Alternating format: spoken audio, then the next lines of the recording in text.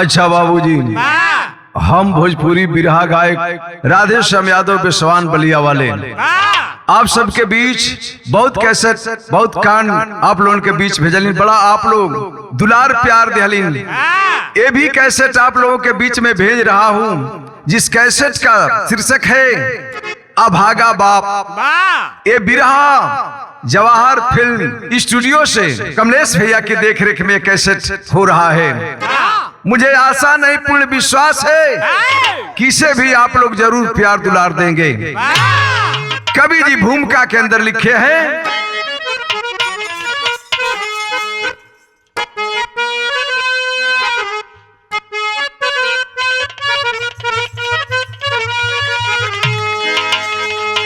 पिता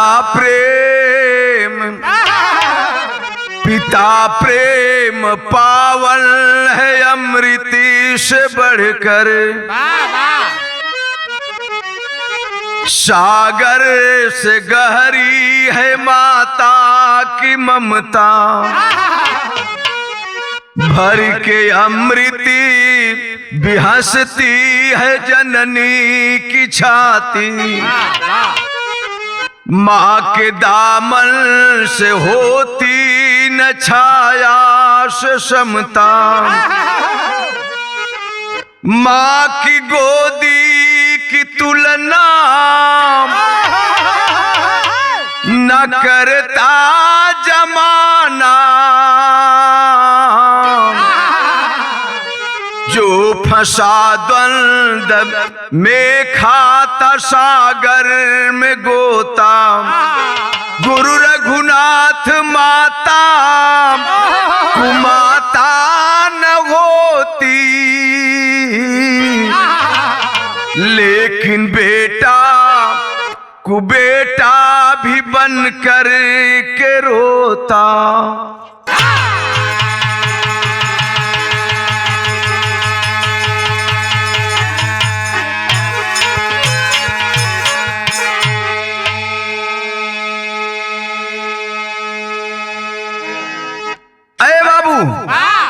कभी माता कुमाता नहीं होती, अपने औलाद के लिए उसका ममता प्यार उसी तरह से बना रहता है। कहा गया है कि धरती से भी बढ़कर माँ का स्थान होता है, आकाश से भी ऊंचा पिता का स्थान होता है। लेकिन गौर करिए, आज कलयुग का जमाना बा, एक कलयुग में बेटा कितना अपने पिता के मानत हुआ। एक लाइन कव्वाली का टुकड़ा मिलल बाबू,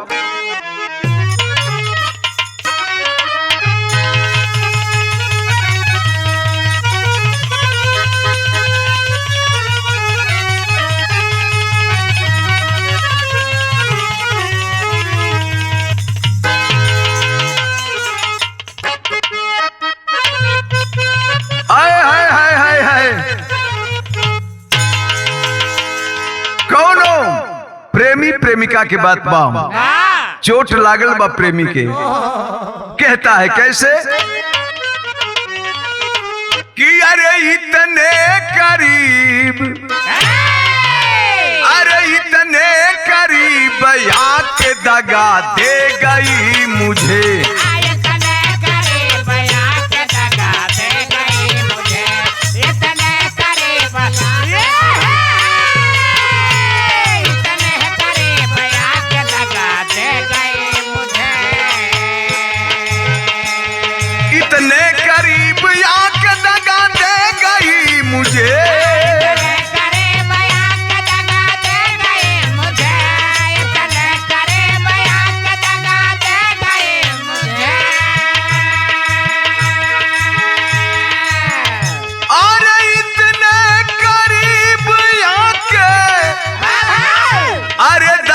दे गई मुझे,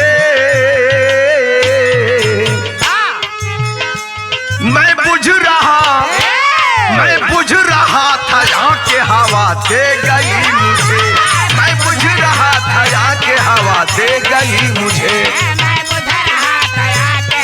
अरे क्यों भैया, मैं बुझ रहा था आके हवा दे गई मुझे। भाव में लिखे हैं कवि जी, इस जमाने के रुख को देखते हुए। क्या अरे सभ्यता हिंद की, अरे सभ्यता हिंद की भी हो गई पुरानी है। सभ्यता हिंद की भी हो गई पुरानी है। सभ्यता हिंद की हो गई, अरे सभ्यता हिंद की भी हो गई पुरानी है। सभ्यता हिंद की ये हो गई पुरानी है। सभ्यता हिंद की हो गई पुरानी है। सभ्यता हिंद की हो गई पुरानी है। सभ्यता हिंद की बाबा ये हो गई पुरानी है। श्रवण कुमार की, श्रवण कुमार की तो ये झूठी कहानी, कुमार की तो ये झूठी। कहानी है। श्रवण कुमार की तो ये है। श्रवण कुमार की तो ये झूठी कहानी है। सभ्यता हिंद की तो हो गई पुरानी है, श्रवण कुमार की तो ये झूठी कहानी है। आज के हालात को देखते हुए कवि को लिखना पड़ा। अगर पुत्र की बात आती है, औलाद की बात आती है, तो श्रवण कुमार का नाम लिया जाता है। और आज का माहौल क्या हो गया है, क्या कह रहा है। नज्म के लाइन लगल।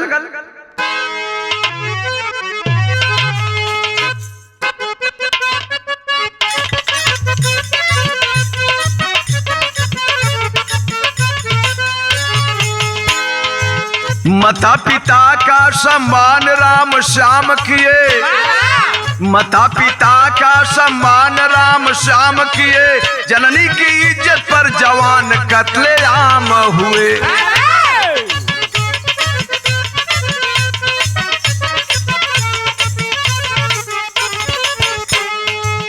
दूध का कर्ज ना कोई चुकाने वाला है, दूध का कर्ज ना कोई चुकाने वाला है, श्रवण कुमार जैसा बाण खाने वाला है।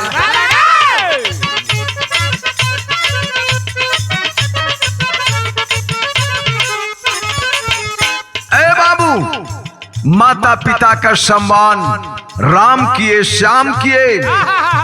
धन्य है वो श्रवण कुमार वो औलाद जो अपने अंधे माता पिता को कंधे पर लेकर के कांवर बना करके बाबू तीर्थाटन कराता था।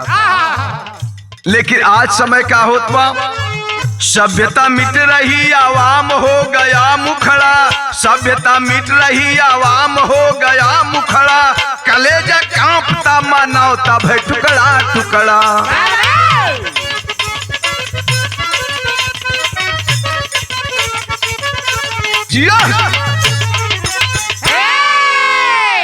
गौर करियन बाबू, हमें से कहानी स्टार्ट होत बा। कहानी कहाँ कबे, कोई कल्पित कपोल कहानी नहीं है, ये सरस सलील पत्रिका से ली गई है। सो ठीक है, लाइन लगल।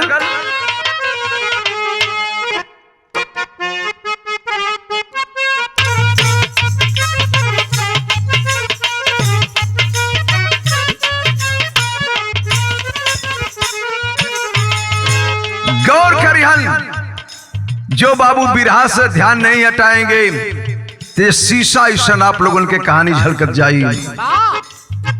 शिलियांचल कोयलांचल पश्चिमा बंगाल हो, पश्चिमा बंगाल हो, आसनसोल जिला बरदावान जी। सुन के कहानी कापी जाला जिया रावा, कापी जाला जिया रावा हो, भीख मांगे बूढ़ाई ने शान जी। ये बंगाल प्रांत की कहानी है, बर्दवान जिला के एक जीटी रोड पर बाबू देखें एक भिखारी घूम रहा है। उसी की कहानी है बाबू, गौर करिहन। एक भिखारी जीटी रोड पर लाइन होटल पे भीख मांग रहा है। वो भीख कैसे मांग रहा है कि जब लाइन होटल पर ट्रक जाकर खड़े होते हैं, अन्य प्रांतों से जाते हैं, जब ड्राइवर उतरते तो उन ड्राइवरों से वो बूढ़ा इंसान मात्र एक रोटी मांगता है कि बाबू एक रोटी खिला दो बेटा, एक रोटी खिला दो। एक ड्राइवर, एक दिन की बात है बाबू, वो पूछ बैठता है वो बूढ़ा इंसान कैसे मांग रहा है रोटी। एक लाइन गीत लागल,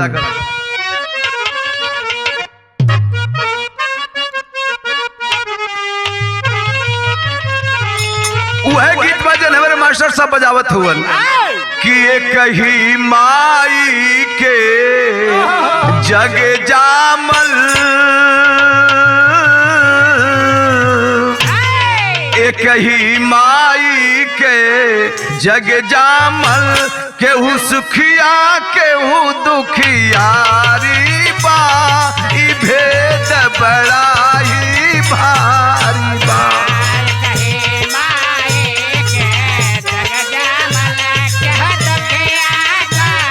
खियारी बा, ई भेद बड़ा ही भारी बा।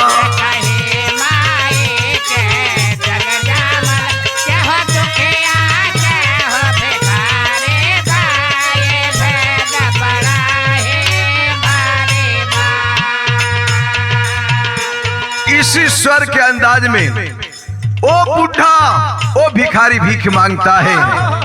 कैसे? एक रोटी दे दो, एक रोटी दे दो, अरे बाबू हम साना कोई दुखियारी बा, कि मांगत भीख भिखारी बा।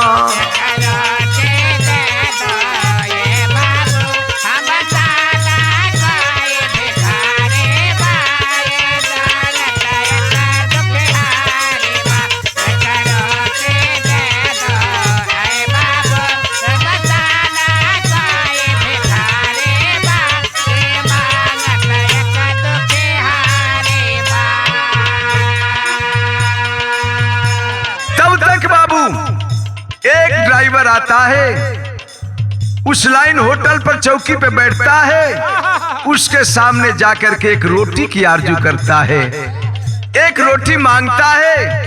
कहता है चाचा बैठो, चाय मंगाता है, चाय पिलाता है, कहता है कि चाचा बार बार हम आईला, जब एक हफ्ता 10 दिन पर हम आई तो तू यही जब मिलेला, का तोहरे पास क्यों औलाद ना बा। औलाद की बात सुनते ही बाबू उस भिखारी के आंख से आंसू छलक पड़े। कहता है कि चाचा काहे तू एक के रोटी मांगेला। कहता है कैसे? क्यों एक रोटी मांगा चाचा,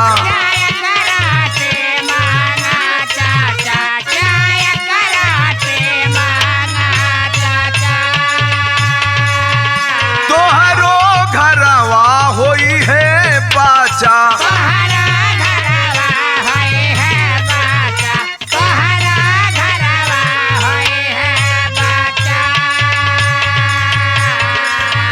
झुक गई बुढ़ापे में चोटी,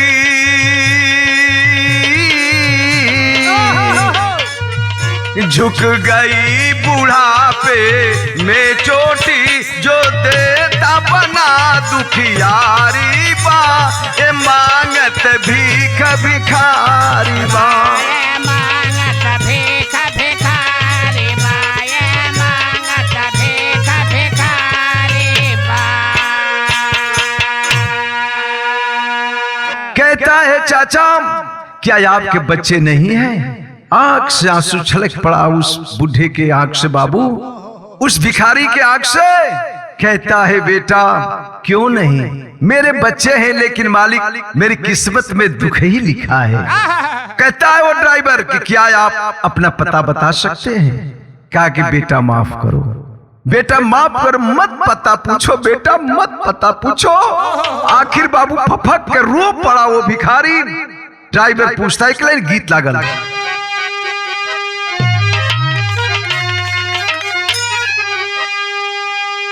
कोनो दुल्हन अपने मायके गई, सखी सलहर चलन क्या हो सखी खूब नून गुदरी कटल नाम।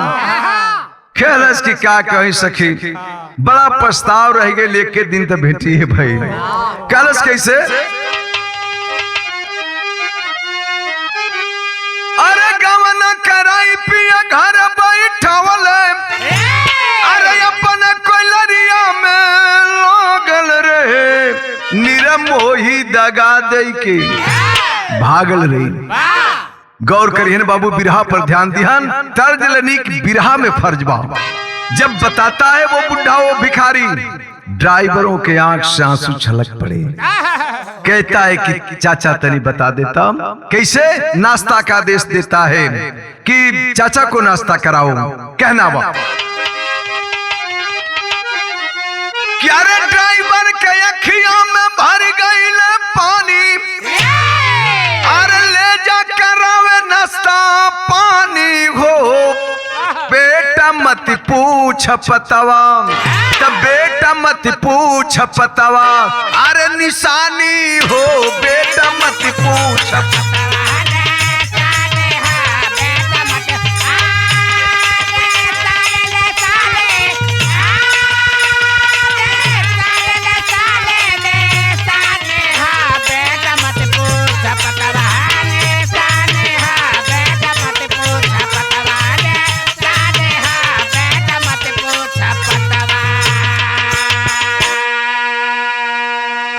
इकट्ठे हैं ड्राइवर, पूछते हैं चाचा कुछ तो बताइबा। बता रहा है क्या कि MBBS डॉक्टर बा बड़का ललनवा,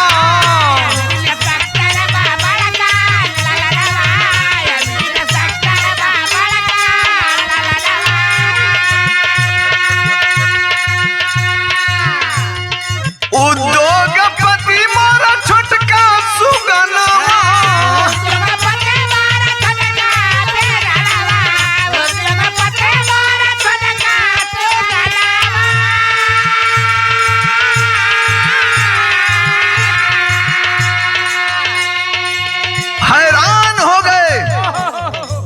उस भिखारी की बात सुनकर चाचा आपका बेटा MBBS MD डॉक्टर है। कहलन कि हाँ बेटा, आपका बेटा उद्योगपति है। कहलन कि हाँ बेटा ये भी सही है, जो मैं बोला वो सही है। फिर जिसका बेटा डॉक्टर हो, जिसका बेटा उद्योगपति हो, उसका बाप इस बुढ़ापे में दर-दर की ठोकर खाए भिक्षा मांगे। वजह क्या है? कहलन कि मत पूछो बेटा मत पूछो। कहलन कैसे? घरवा से बूढ़ा बूढ़ी के निकलल, काटत फिरी परेशानी हो, बेटा मत पूछ पतवानी सानी हो, बेटा मत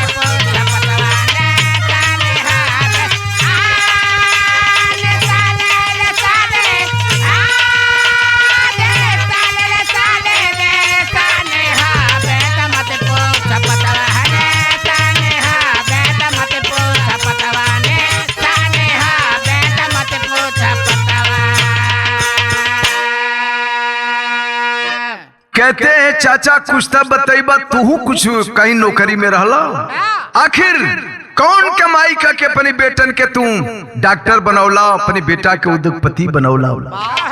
जरूर तू कुछ काम करत रहल हुई बा। झरझर झरझर आंख से सुजलत बाबू फूट फूट कर रो रहा है सबके सामने। उसके रोने से सबके आंखों से आंसू चल रहे हैं। एक लाइन गीत लगल,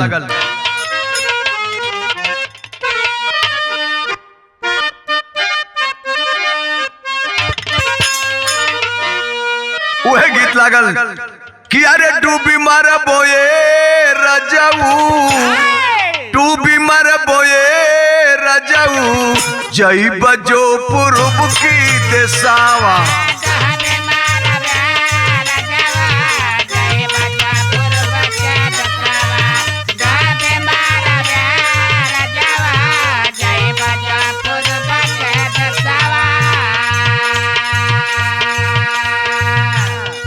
करिहन बाबू बिरहा में। कहता है कैसे? जानी पूछे बाबू, जानी पूछे बाबू, पातावा ठिकनवा मोरा। जाने पूछे बाबा पातावा ठिकनवा मोरा, जाने पूछे बाबा पातावा ठिकनवा मोरा। बर्नपुर कारखाना से भरला खजनवा मोरा, जानी पूछे बाबू, पातावा ठिकनवा मोरा। जाने पूछे बाबा पातावा ठिकनवा मोरा, जाने पूछे बाबा पातावा ठिकनवा मोरा।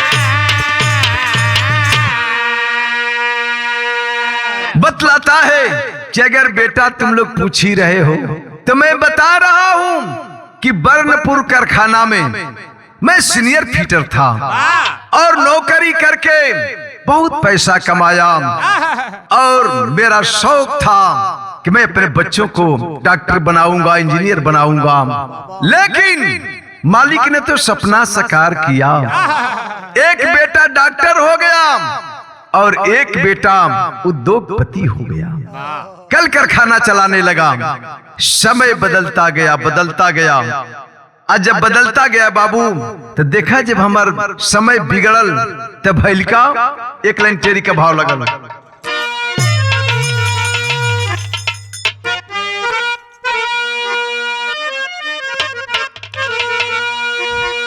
कि अब सहारा, कि अब सहारा जीटी रोड हो गई। अरे सहारा जीटी रोड, सहारा जीटी रोड हो गई। तो किश्ती भवसागर में खोजन लगी किनारा, यार किनारा, यार किनारा।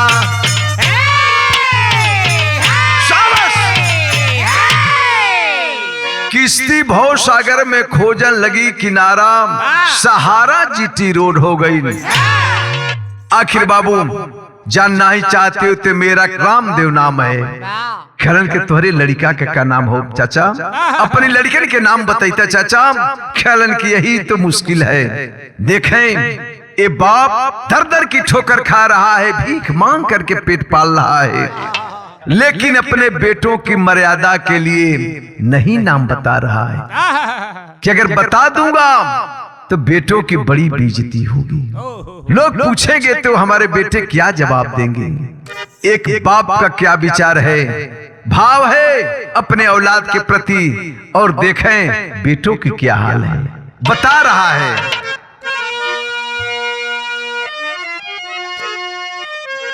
कहता है कि जानना ही चाहते हो बेटा सुनो। उद्योगपति छोटा बेटा, उद्योगपति छोटा बेटा, बड़का डॉक्टर बन काटे चानी। अच्छे घर में हुई सगाई, पढ़ी लिखी बहुए रानी।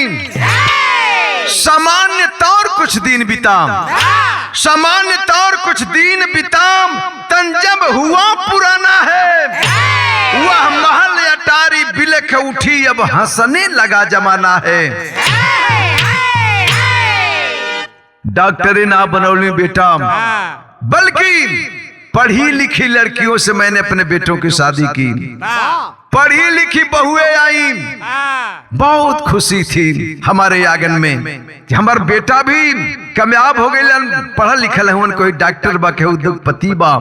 वो हिसाब से हम शादी कैलीन हो बाबू। लेकिन समय बदलने लगा, और जब समय बदलल तो देखे के लिए गीत लागल।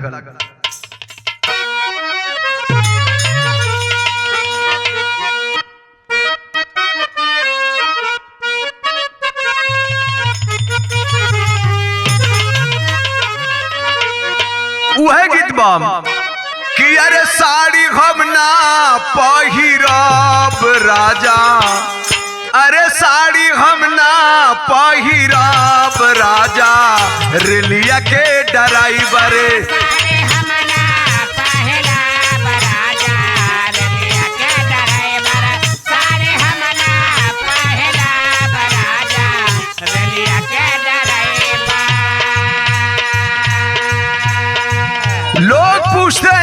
चाचा जब पढ़ी लिखी आपकी बहू आ गई बाबा तो और घर को सजा कर रखती, आखिर आप भीख क्यों मांगने लगे?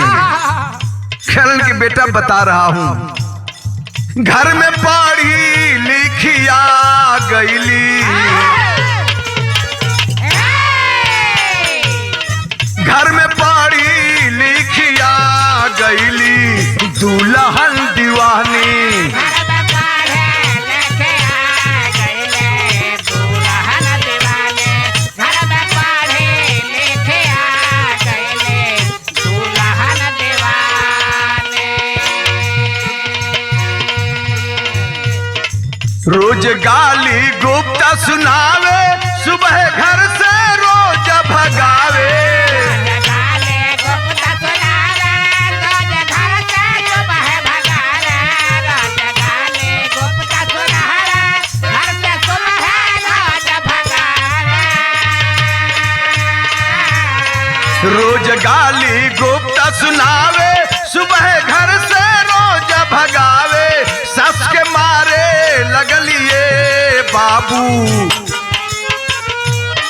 सस के मारे लगलिए बाबू, चप्पल तानी तानी, सस के मारे लगलिए। बाबा चप्पल ताने ताने, सस के मारे लगले बाबा चप्पल ताने ताने। कहता है वो भिखारी कि बेटा पढ़ी लिखी तो जरूर आई, कुछ दिन सामान्य तौर पर गुजरा, साल 1.5 साल 2 साल तो चला, लेकिन धीरे धीरे अपने बेटे पर अपनी सास से चाय मांगने लगी, नाश्ता मांगने लगी, भोजन मांगने लगी। आखिर सास बिचारी क्या करे, मेरी बुढ़िया क्या करे, शरीर तो थकती जा रही।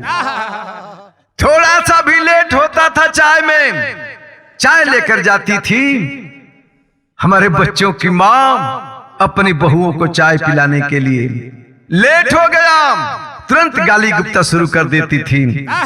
इतना ही नहीं, अगर नाश्ते में लेट होता था बेटा तो हमारी बहुएं अपने सास को चप्पल से मारना शुरू कर देती थी। कहती थी कि तुमसे तो अच्छा कोई नौकरानी आएगी तो काम बन जाएगा, आएगी नौकरानी कम से कम टाइम से नाश्ता पानी चाय तो देगी, सारा घर का काम काज तो करेगी। ऐ बुढ़िया तू क्या करती है, न समय से चाय देती है, न समय से नाश्ता देती है, न समय से भोजन देती है। आखिर बाबू इतना बतिया सुन के हो बाबू सबकी अखियां से आंसू चले लगा। कारण की तब खेलन की धीरे धीरे अपने फेवर में हमारे दोनों बेटों को कर लेती है। तब बेटा सुन कैले सपना, जैबू मौसी के घर पटना,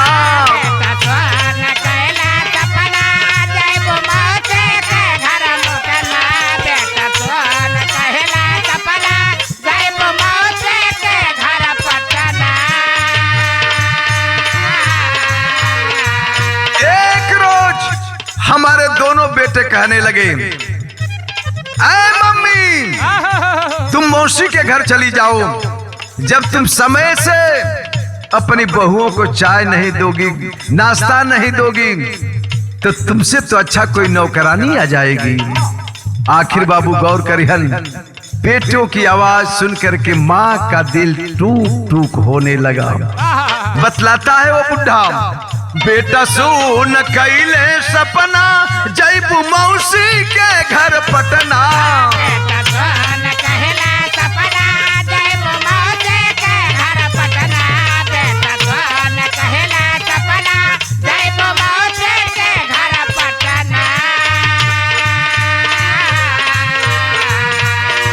तो से अच्छा आइए माई, तो से अच्छा आइए माई, घर में नौकरानी, तो से अच्छा आइए माई, घर में नौकरानी, तो से अच्छा आइए माई, घर में नौकरानी। ए बेटा एक दिन अपनी माँ को लेकर के और डॉक्टर चल दिया। कहता है कि चलो माम, मैं तुमको मौसी के यहाँ पटना में पहुंचा देता हूँ, वही रहना, तुम्हारे बदले में मैं एक नौकरानी रख लूंगा जो पूरे घर को संभालेगी। आखिर बाबू मेरे बुढ़िया के आंख से झरझर झरझर आंसू चलने लगा। डॉक्टर बेटे के सामने हाथ जोड़कर कहती है, बेटा मुझसे कौन सी बड़ी भूल हो गई बेटा, जो मुझे घर से दूर कर रहे हो बेटा, मुझे घर से दूर कर रहे हो बेटा। कहा कि कुछ नहीं, अब तुम्हारी जरूरत नहीं है, घर का बोझ बनकर तू रहेगी। जब समय से बच्चों को नहीं नहलाओगी धुलाओगी, समय से नाश्ता भोजन पानी नहीं दोगी, तो तुम्हारे रहने से फायदा क्या होगा। गौर करिए बाबू, जो माँ 9 महीने अपने गर्भ में पाल करके पोष करके गर्भ से बाहर आने पर कभी जाड़ा की रात रही होगी, जब बच्चा बिस्तर पर पेशाब कर देता है, माँ की नींद खुलती है तो तुरंत अपने बच्चे के बिस्तर को टोती है, टटोलती है, कहीं हमारे बचवा का बिस्तर भीजल तो नहीं खे। अगर भीगा बिस्तर पाती है बाबू, उस बच्चे को तुरंत भीगे बिस्तर से हटाकर दूसरा बिस्तर लगाती है, बल्कि अपने भीगे बिस्तर पर बाबू सूत के रात गुजार ले ली। धन्य है माँ। आखिर माँ को लेकर के चल दिया। सभी लोग ड्राइवर कहते हैं कि चाचा तो आप क्यों नहीं गए। कल की बेटा मैं जा रहा था, लेकिन हमारे बेटों ने मुझे रोक लिया, नहीं जाने दिया। कहते हैं कि जब गाड़ी में बैठकर मेरी बुढ़िया जा रही थी बेटा, मेरी बुढ़िया जा रही थी बेटा, मेरा साथ छूट रहा था बेटा, उसी दिन मैं समझ गया कि मुझे दर दर की ठोकर खाना है, मुझे भीख मांग कर ही अपनी जिंदगी बिताना होगा।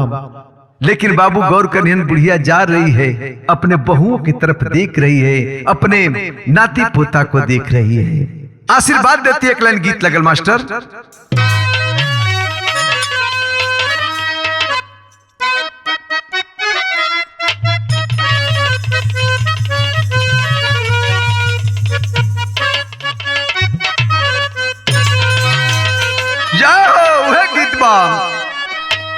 कि अरे सखी बरी से न वो, तो सखी बरी से बदरवा से मोती, झुलनिया पे बूंद टपह के,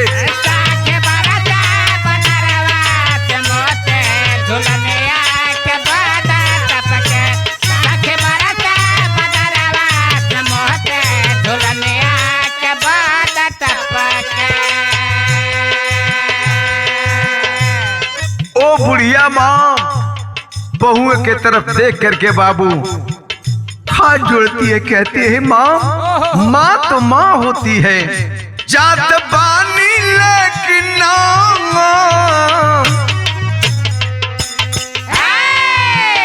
जात बानी लेकिन टूटना सनहिया, नजरिया से नीर परी से, जात बानी लेकिन टूटना सनहिया, नजरिया से नीर परी से, जात बहने लागे टूटना सनहिया, नजरिया से नीर बरसे।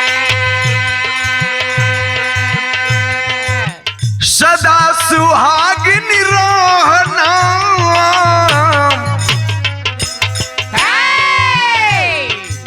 सदा सुहागिन रह तू न मोर पतोहिया, नजरिया से नीर बरी से, सदा सुहागिन रह तू न मोर पतोहिया, नजरिया से नीर बरसे, सदा सुहागिन रह तू न मोर पतोहिया, नजरिया से नीर बरसे।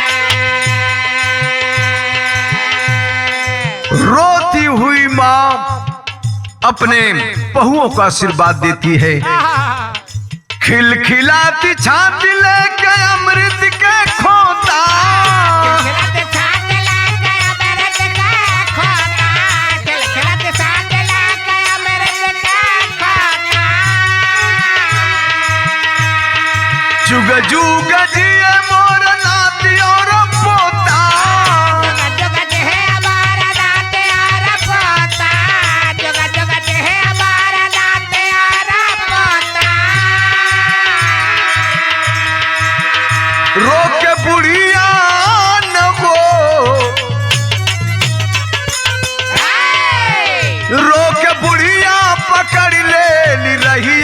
नजरिया से नीर बरी से रोके बुढ़िया पकड़ ले निरहिया नजरिया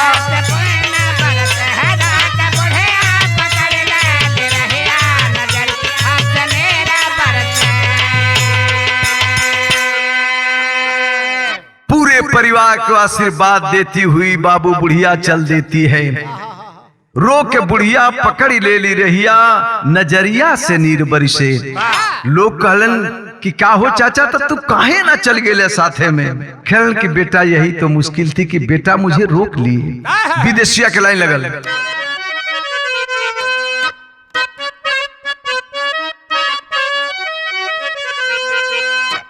रो कर कहता है वो बुढ़ा वो भिखारी कि जाते रहली हमहू लेकिन जबरी से रोकी लिहले। अरे हमारा नियर ना मिली सस्ता कोई नौकरावा।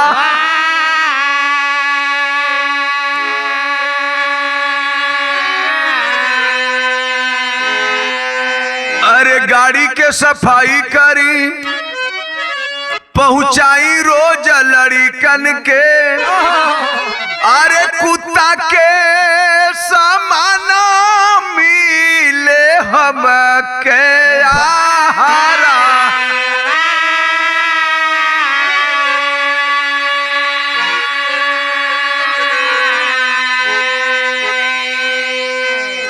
रोक लिए बाबू जबरन मेरे बेटे रोक लिए और ले जाकर के गैरेज में स्थान दे दिए जहां अपनी गाड़ियों को खड़ा करते थे। वही एक चटाई दे दिए, एक फटा फूटा कंबल दे दिए। मैं तन ढक करके बाबू जाड़ा हो चाहे गर्मी हो बिताने लगा। उठ करके सुबह मैं गाड़ियों की सफाई करता था, गाड़ियों को धोता था, बच्चों को स्कूल ले जाता था। धीरे धीरे कुछ दिन तो चलल।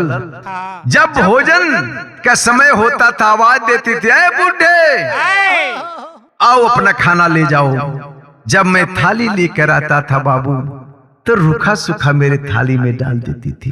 मैं वही खा करके पानी पी करके संतोष कर लेता था बेटा, कर लेता था। लेकिन उस पर भी जब दुष्टों को समझ नहीं आया, नहीं दया आई, जब और बुढ़ापा आया तो हुआ क्या कि बूढ़ा रहेला गंदा अरे मंदा अकेला भाई।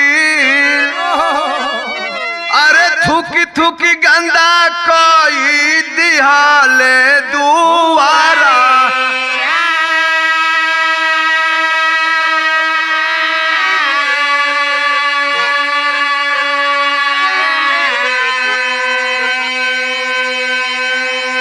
आवेली सहेली बुढ़ावती पहली भैली। अरे बहिया पकड़ के दोनों कई दिहाले बाहरा।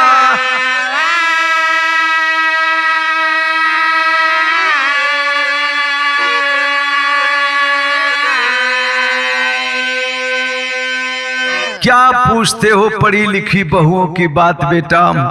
जब और शरीर हमारी थकी तो हमारे बेटों से बहुएं कहने लगी इस बुढ़े को कहीं पहुंचा दीजिए, जहां आपकी मां गई है वही इस बुढ़े को भी कर दीजिए। ये बुढ़ा जहे न तहे थूक करके गंदा कर दे रहा है, अपना कपड़ा भी साफ नहीं कर पा रहा है। हमारी सहेलियां आती है तो जब बुढ़े को देखती है तो घृणा करती है। तो बाबू बुढ़ापा ऐसा हो खेला। आखिर एक रोज वही डॉक्टर अपनी गाड़ी में बिठाया और ले आकर इसी जीटी रोड पर छोड़ दिया। मुझे बहुत भरोसा आशा थी बेटा कि बहुएं ने ऐसा कर रही है। मेरा बेटा कभी तो उससे चेत होगा, होश होगा, ख्याल आएगा तो अपने बूढ़े बाप को इस कदर नहीं छोड़ेगा। लेकिन आशा टूट गया। आल्हा के लाइन लगल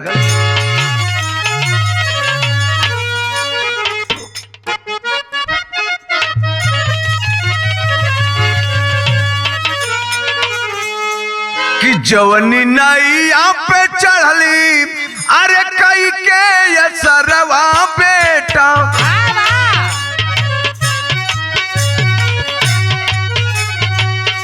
होने वारिया डूबला पीछे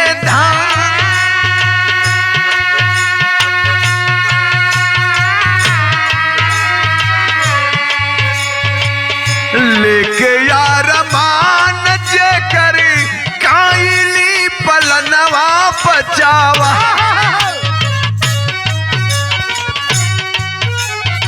लेके यार मान जे करी काइली पलनवा पंचो सर्वदा बुलवली कह के सरवणा कुमार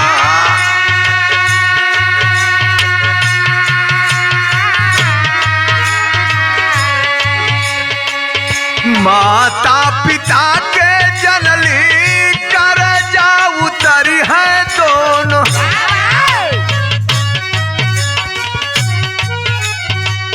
पहिया पकड़ के दिहल घरवा से निकाल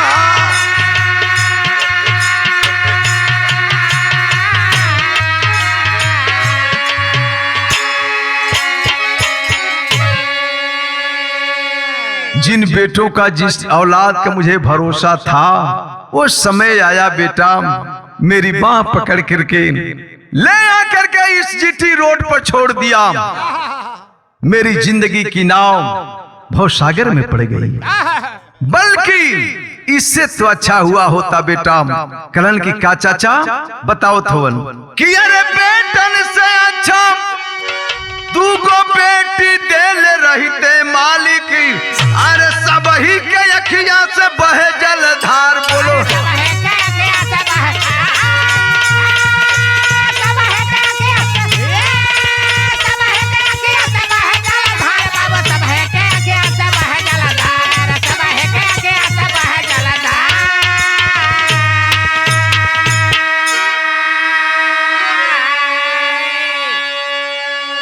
बुढ़ा वो भिखारी कहता है कि बेटा बल्कि अच्छा हुआ होता कि मालिक मुझे 2 बेटियां दे दिए होते तो आज ये दिन देखने को नहीं पड़ता, आप लोगों से एक रोटी का सवाल नहीं होता। लोग कहते हैं कि चाचा अब्बो से बता देता वो डॉक्टर के उद्योगपति के बन के चल के पकड़ लेते इंजाम। उनसे हम लोग सवाल करते कि क्या यही बेटा का फर्ज होता है क्यों अपने माँ बाप को बुढ़ापे में ठुकरा दे? गौर करें बाबू, वो भिखारी कहा कि नहीं रे बेटा नहीं, जो हुआ सो हुआ। ये तन ये शरीर अब जर्जर हो चुकी है। कहा कैसे वो भिखारी? जो लोग उसकी दर्द भरी कहानी सुनकर रो रहे थे, आंख से आंसू चल रहा था बाबू, वो भिखारी वो बुढ़ा समझा रहा है सबको। क्या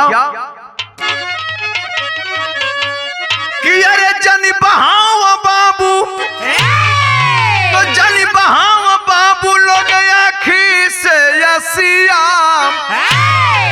जीटी रोड के किनारे कहियो पैबा लसिया।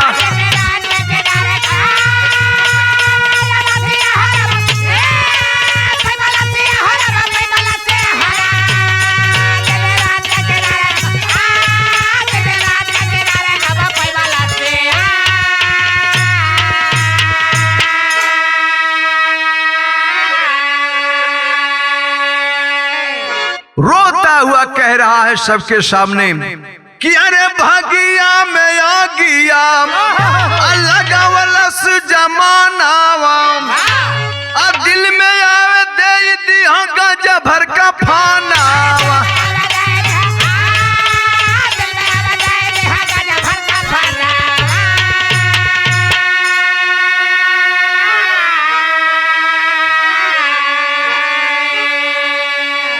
अब दे दे ले पहुंचबम चल के हाटी मसिया जीटी रोड के किनारे कहियो पैबा लसिया।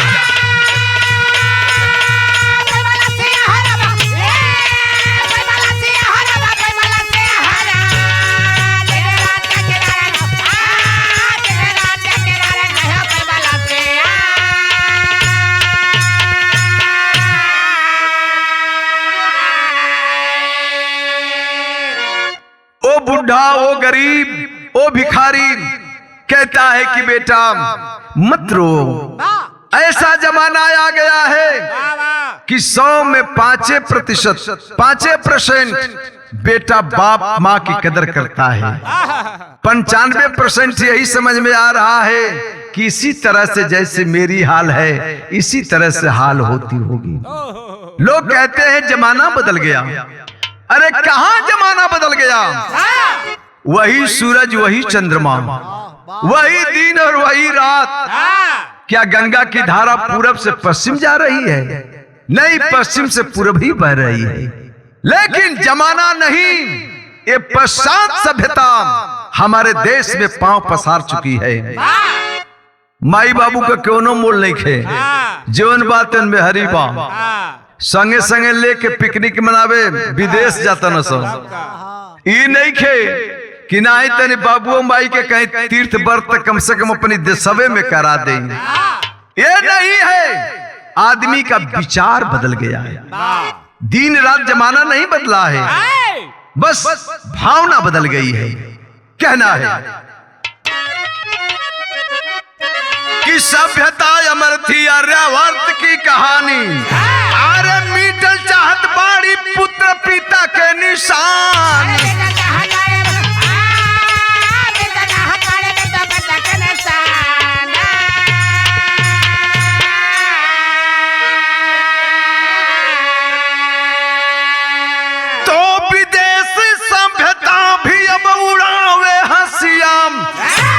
जीटी रोड के किनारे कहियो पैबा लसिया।